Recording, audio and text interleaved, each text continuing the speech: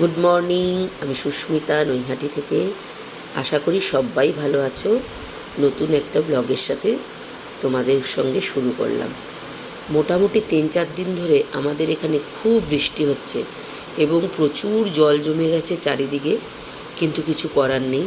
আমরা তো নিজেদের কাজে হোক বা প্রয়োজনে হোক আমাদের বাইরে বেরোতেই হবে।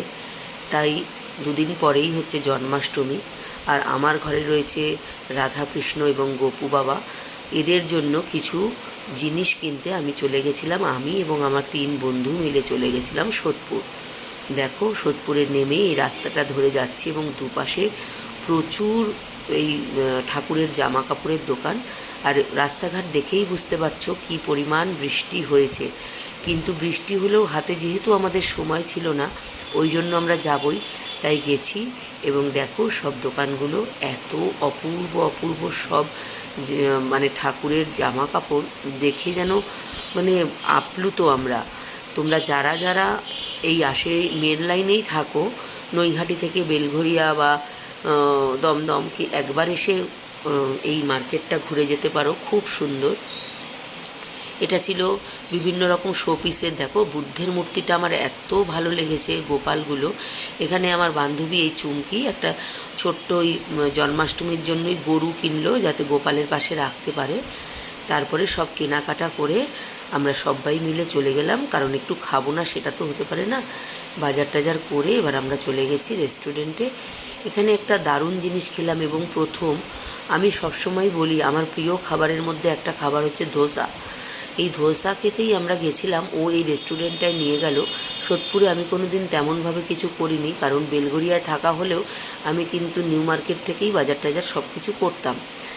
এই যে আমরা সিঁড়ি দিয়ে উঠছি, এবার চলে গেলাম 3 তলায়। খুব সুন্দর সাজানো গোছানো একটা ছোট্ট ক্যাফে টাইপের। দেখো, খেয়েছি হচ্ছে ধোসা, সেটাও আবার কীরকম জানো, চিকেন ধোসা। ও বারবার বলছিল খেয়ে একবার দেখ।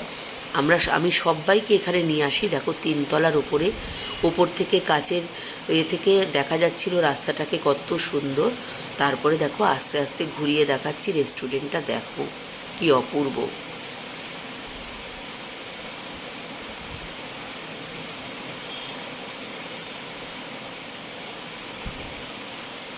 ভালো লাগলো তো দেখে।